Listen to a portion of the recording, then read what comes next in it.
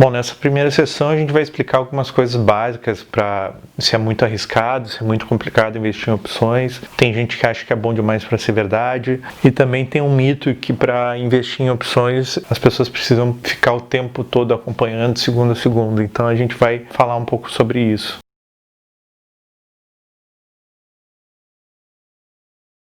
Operar em opções tem risco. Se tu não sabe o que tu vai fazer, tu pode realmente perder mais do que, muito mais do que tu tem. Eu, por exemplo, quando eu comecei investindo em opções, eu fiz um curso na Austrália e comecei a operar na Bolsa de Nova York. E aí, a partir disso, eu comecei a fazer operações extremamente arriscadas, onde eu tinha um retorno garantido, mas o meu risco era infinito, né? Eu poderia perder muito, inclusive mais do que eu tinha colocado. Mas naquela época eu achava que o risco de acontecer um crash era muito pequeno. Isso aí era em 2008, um pouco antes da crise imobiliária. E tudo subia, né? Então, tipo assim, os ativos todos subiam, né? E aí eu achava que eu não estava exposto a esse risco. Então, o meu risco de ganho era limitado e o meu risco de perda era praticamente infinito. Mas, por outro lado, tinha uma outra pessoa que tinha a situação contrária, né? Ela tinha um risco de perder muito bem definido e o risco dela ganhar era infinito. Então, no mercado de opções, ele é um mercado que existem algumas possibilidades. Tu pode ter um risco muito pequeno de perder, inclusive menor do que em ações, e um risco de ganhar muito grande, se tu souber o que tu faz. Ao contrário disso, tu também, se tu não souber o que tu faz, pode se expor a um risco muito grande de perda, né? Recentemente aconteceu um caso numa empresa educacional, onde um investidor que não sabia muito bem sobre os conceitos, ele estava fazendo uma operação onde ele garantia que ele ia ganhar 30 mil reais. Só que ele não sabia que ele estava exposto a um risco de 5 milhões. Né? Então, é esse tipo de relação de risco-retorno que existe no mercado de opções. Por outro lado, por exemplo, é possível com uma quantia muito pequena tu ter um ganho que equivale a anos de investimento na bolsa, né? Tu consegue retornos muito mais rápidos. Na crise agora de 2020, em março, eu fiz uma operação onde em 30 dias eu coloquei mais ou menos uns 3 mil reais e tive um lucro de quase 1000%, né? Então, também possibilita ter ganhos extraordinários. E nesse caso, eu coloquei os 3 mil reais e estava com o risco de perder os 3 mil reais ou de ganhar, eu poderia ter ganho até muito mais do que esses 30 mil que eu ganhei. Mas a minha exposição máxima era esses 3 mil reais de perda. Então, quando perguntam assim, o mercado de opções é arriscado, ele pode ser, inclusive, muito menos arriscado que o mercado de ações, se tu souber o que tu faz. Se tu não souber o que tu faz, ele pode ser muito mais arriscado. Então, aqui tem muito uma questão de saber o que fazer, né?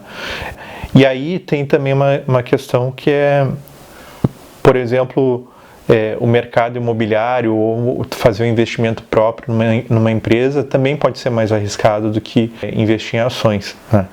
Então é muito uma questão de como tu vai entendendo os conceitos do mercado de opções e como gerenciar o teu risco. E aí as pessoas perguntam assim, eu posso escolher o nível de risco que eu vou me expor? E a resposta é sim, né? No mercado de opções, tu pode, dando como exemplo uma operação mais básica, que é comprar uma opção de compra. O teu risco, ele já está limitado, né? Quando tu faz isso, o teu risco máximo é perder 100%. Aí a gente pensa assim, mas aí eu vou perder tudo que eu coloquei? Sim, aí vai vir uma outra questão que é a alocação de capital. mas o risco máximo é perder 100% do valor que tu está colocando lá.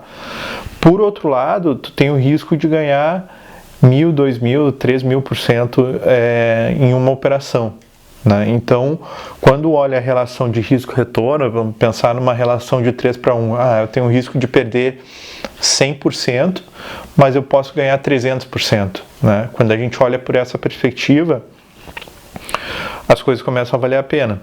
E aí que eu tinha falado também sobre a relação de alocação de capital, em opções não se deve alocar muito dinheiro, né?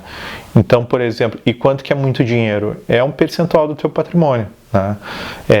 Uma pessoa que tem 10 mil reais de patrimônio e ela colocar R$1.000 é um percentual relativamente grande, tu colocar 10% do teu patrimônio em opções. Agora, por outro lado, uma pessoa que tem 100 mil reais, ela colocar 10 mil reais, colocar R$1.000 é um percentual relativamente pequeno. E se ela perder esses R$1.000, como é um dos riscos que tem no mercado de opções, ela consegue facilmente recuperar em outro investimento, numa renda fixa, ou num fundo imobiliário, ou em outro investimento que ela tenha, né? Bom, então, falando sobre risco em opções, né? Primeira coisa que é importante quando se fala em opções é definir o quanto do teu patrimônio vai estar investido lá, né? Esse é o primeiro ponto e mais importante, né? Nunca colocar um valor muito grande, porque às vezes a gente pensa assim, eu coloquei 3 mil reais, ganhei 30, né? Pô, mas se eu tivesse posto 30 mil reais, eu teria ganhado 300. Não se deixar levar por esse viés, porque também tem uma coisa que é a questão de conseguir deitar a cabeça no travesseiro e ficar tranquilo com aquela estratégia. Por exemplo, no meu caso, se eu perdesse 3 mil reais, para mim, óbvio, era dinheiro, mas em alguns meses de trabalho e economizando, eu recuperaria isso. Agora, se fosse 30 mil reais, já seria uma coisa bem diferente. Eu não ia conseguir dormir, não ia conseguir seguir a minha estratégia. Se a operação oscilasse contra a minha posição, eu já ia ficar mal, eu já não ia ter certeza se o que eu estava fazendo estava certo ou estava errado, né? Então é importante, a primeira coisa, ser alocar um percentual pequeno do teu patrimônio para isso. E esse é o primeiro passo da gestão de risco. Então, se tu alocar um percentual pequeno e não fizer operações que te exponham aquele risco que eu tinha falado antes, que é de tu ter um risco muito grande de perder e um risco muito pequeno de ganhar, é um bom começo para evitar grandes erros no mercado de opções.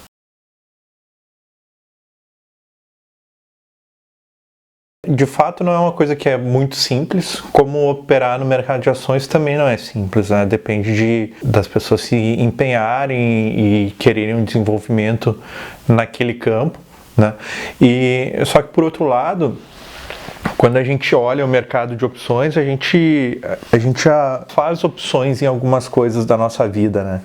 Por exemplo, quando tu vai comprar um imóvel e tu dá um sinal, né? Um sinal é uma opção de compra. Quando tu dá aquele dinheiro, tu está assumindo o direito de comprar aquele imóvel, né? E o vendedor, ele está assumindo a obrigação de te vender um imóvel a determinado preço.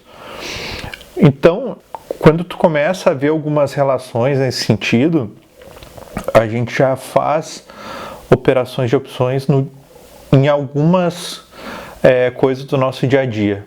Ela tem uma complexidade um pouco maior do que o mercado de ações, mas também é por isso que existem muitas oportunidades lá.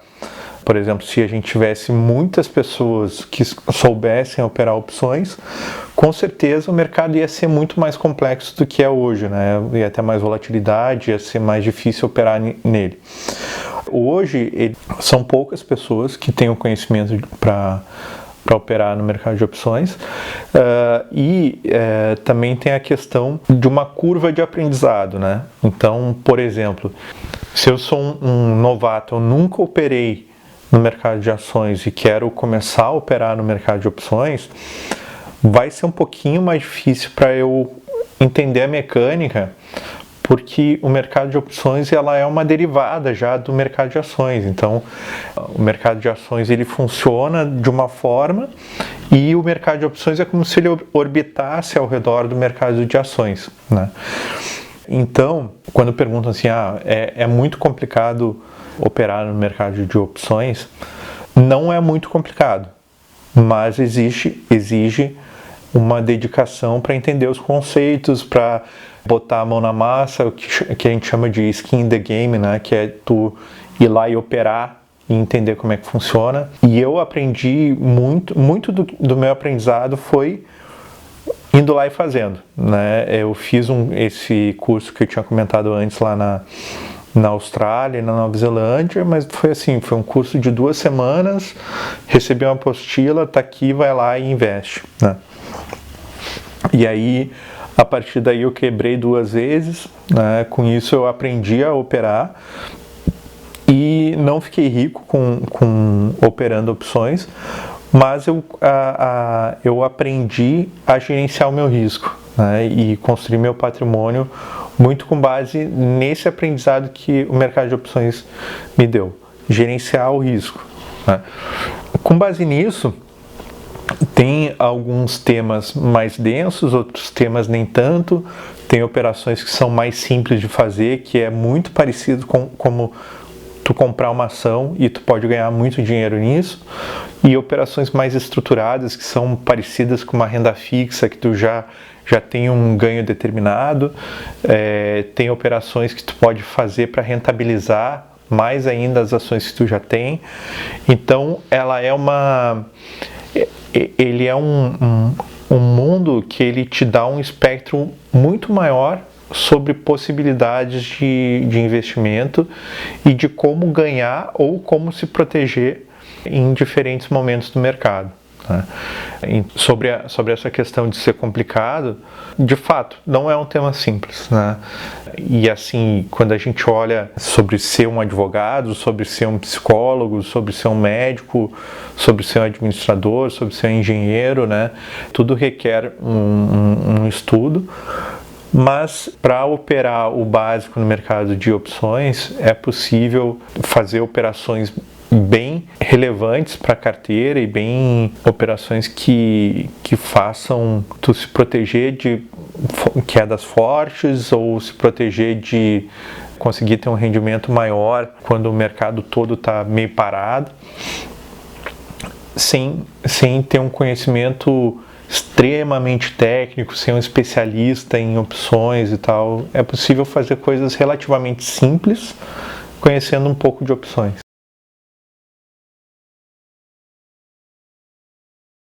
O mercado de opções, ele se baseia muito em direitos, né? Então, por exemplo, assim, se eu quero comprar uma casa e eu ainda não tenho dinheiro para ela, mas eu acho que aquela casa vai se valorizar, eu vou lá e botando em termos de valores, assim, né? Botar que a casa custa 500 mil reais, né? E eu não tenho os 500 mil reais, mas eu tenho certeza que aquela casa vai se valorizar. Eu vou lá e dou 5 mil reais para ter o direito de comprar aquela casa por 500 mil. E aí a pessoa que me vendeu esse direito, ela tem a obrigação de me vender a casa por 500 mil daqui a daqui a um ano. E vamos supor que aí acontece isso que eu estava esperando, né? A casa foi lá e se valorizou e agora ela vale 1 milhão, né? Então pensa, eu coloquei 5 mil reais e agora a casa vale 1 milhão de reais, né? E aí eu vou poder fazer o seguinte, eu vou poder ir lá e exercer o direito que eu tinha de comprar a casa por 500 mil e imediatamente vender ela por 1 milhão, né? Então eu botei 5 mil reais, vendi a casa por 1 milhão, paguei os 500 mil, né? E aí eu vou ter ganho 495 mil nessa operação, sendo que eu coloquei 5 mil reais só iniciais, né? Então, isso começou a me chamar muita atenção. Teve um outro exemplo também de um cara que era investidor imobiliário também, lá da Austrália, e ele tinha um case lá que ele mostrou, que era assim, ele viu no jornal que uma operadora de telefonia ia expandir para uma área diferente lá, se eu não me engano, era do norte da Austrália. E aí ele pegou o mapa, começou a estudar, e aí ele viu que para eles expandirem as torres deles, eles teriam que passar por um afunilamento que tinha. E aí ele foi no dono do terreno e pediu para ter o direito de comprar o terreno, acho que era $200 mil, mais ou menos, uma coisa assim. E aí ele deu $20 mil, né, pro dono desse terreno para ter o direito de comprar. E aí quando a operadora de telefonia começou a fazer o cabeamento, começou a colocar as torres, ela precisava passar por aquilo lá. E o dono da terra, como ele tinha recebido os $20 mil desse investidor, ele não podia vender para a empresa de telefonia. Ele tinha que vender, porque o investidor ele tinha o direito prioritário de compra. Ele foi lá, comprou por $200 mil e vendeu por mais de $2 milhões o terreno. Então esse foi um exemplo também assim que me facilitou para começar a entender um pouco esse universo de opções, né? Outra coisa também que é muito similar à nossa vida real, assim, são os seguros, né?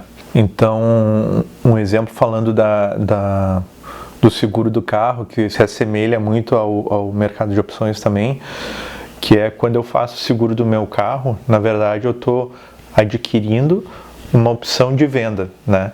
Ou seja, eu tenho o direito de vender o meu carro pelo preço que ele vale para a seguradora, né?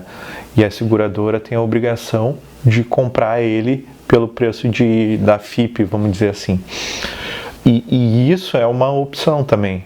Todo mês eu vou lá e desembolso um valor, que aquele valor provavelmente eu espero perder ele, né? Mas para ter a garantia de que eu vou, se acontecer alguma coisa que desvalorize o meu carro, a seguradora vai me reembolsar. Então, se acontecer um acidente, se acontecer qualquer coisa, eu vou estar garantido que eu vou ser reembolsado. Por outro lado, se não acontecer nada, eu perdi aquele dinheiro, né? Eu estou pagando aquele valor para ter uma garantia. Então, isso é um exemplo de uma opção de venda, né? Eu pago um valor para ter a garantia que eu estou protegido contra um acidente ou contra alguma queda no preço do meu carro.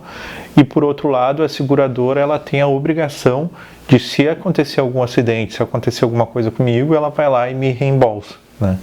Então isso é um exemplo de uma opção de venda. Então, sobre essa questão se é complicado ou não, né? Como eu falei, no nosso dia a dia a gente já usa opções e a gente não se dá conta. Como, por exemplo, quando a gente paga o nosso seguro do nosso carro, o seguro da casa, ou quando a gente faz uma previdência. Na verdade, isso são direitos que a gente está comprando, e a outra parte, que são as empresas, as seguradoras, previdência e tal, eles assumem uma obrigação conosco, e isso é um contrato de opção. Como, por exemplo, também eu falei que quando a gente vai comprar uma casa e a gente dá um sinal, isso também é uma opção. A diferença é que no mercado financeiro existe um pouco mais, é um mercado um pouco mais elaborado, que tem algumas outras variáveis que a gente precisa ter mais profundidade, mas não é uma coisa extremamente complexa, não é uma engenharia de foguete, é uma coisa que são alguns conceitos, não tão simples, mas também não são impossíveis de entender, e que em cima disso aí a gente vai montando, estruturando operações.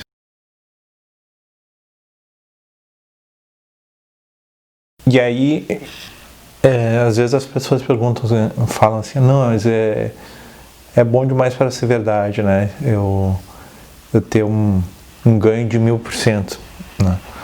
O ponto é que esse ganho não é garantido, né?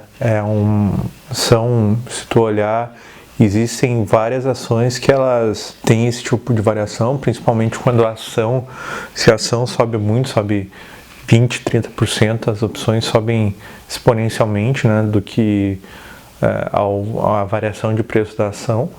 Então, realmente acontece, sim. E tem também horizontes de tempo, assim, né? Não é toda hora que acontece uma valorização de R$1.000, R$2.000, né?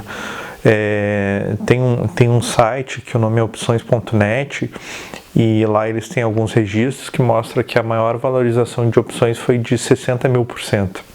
Então pensa tu colocar R$1.000 numa opção e tu tirar 600 mil, né? Aconteceu já, só que são casos raros, né?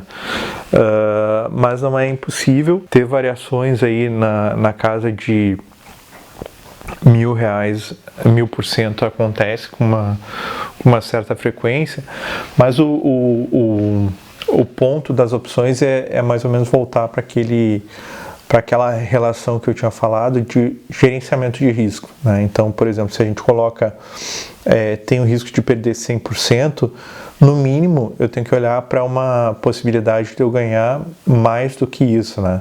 Entre 150% e 300%. E isso a gente consegue ver aí todo mês opções que têm variações nesses patamares. Qual é o ponto? É que não vai ser todo mês que tu vai acertar e ganhar 300%, né?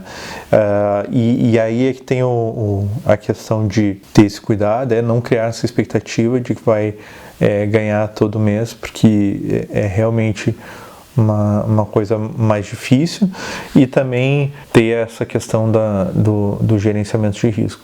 Mas se vocês olharem, é possível acessar o site da B3, que é a antiga Bovespa, mudou de nome. Lá tem as variações das opções nos últimos meses, nos últimos anos, e vocês vão ver que tem diversas opções que variaram mais do que 200, 300% todo mês.